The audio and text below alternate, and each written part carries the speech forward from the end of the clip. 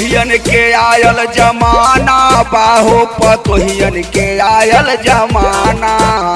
पतोहियन के आयल जमाना बाहो पतोहियन के आयल जमाना। पतोहियन के आयल जमाना बा पतोहियन के आयल जमाना बाहो पतोहियन के आयल जमाना। पतोहियन के आयल जमाना बाहो पतोहियन के आयल जमाना।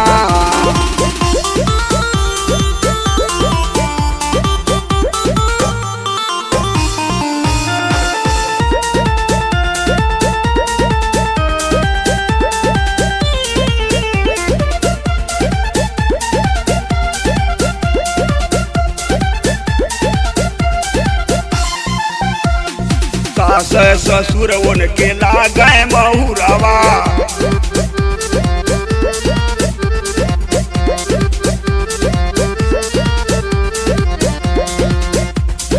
पहिले पहिले जब आवे ससुरवा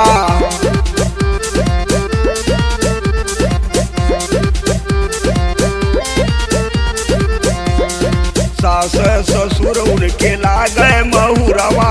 पहिले पहिले जब आवे ससुरवा सब बुझाला कि दुश्मन पुराना बा। सब बुझाला कि दुश्मन पुराना बा हो पतोहियन के आयल जमाना। पतोहियन के आयल जमाना बाहो पतोहियन के आयल जमाना।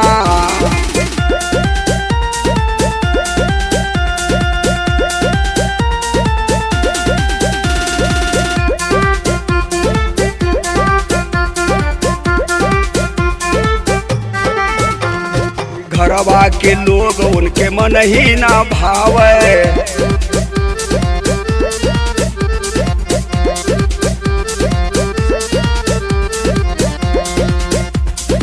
दो तीन पड़ोसिन से खूब सतरावे।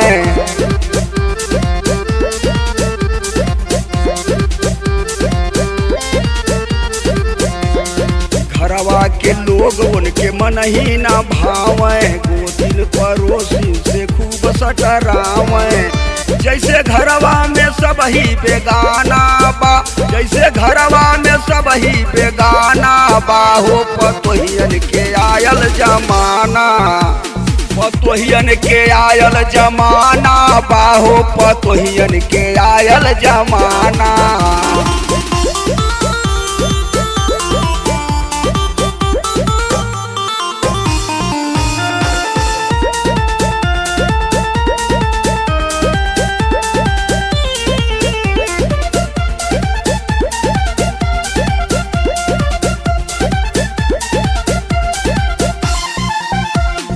हाथे में हरदम रखैली मोबाइल।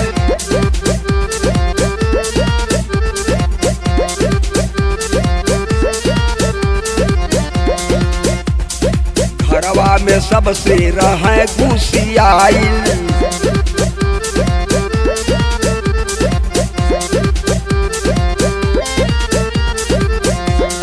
हाथे में हरदम रखैली मोबाइल। घरवा में सबसे रहे घुसियाइल। उनके अम्मा के चाहत मलिकाना बा।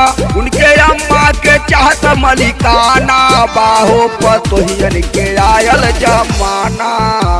पतोहियन के आयल जमाना बाहो पतोहियन के आयल जमाना।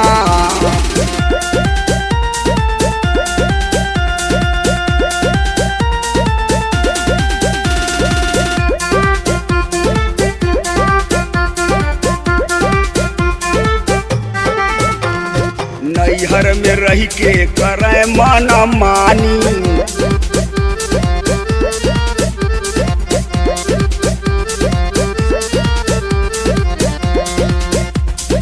घरवा के धंधा कराला त जानी।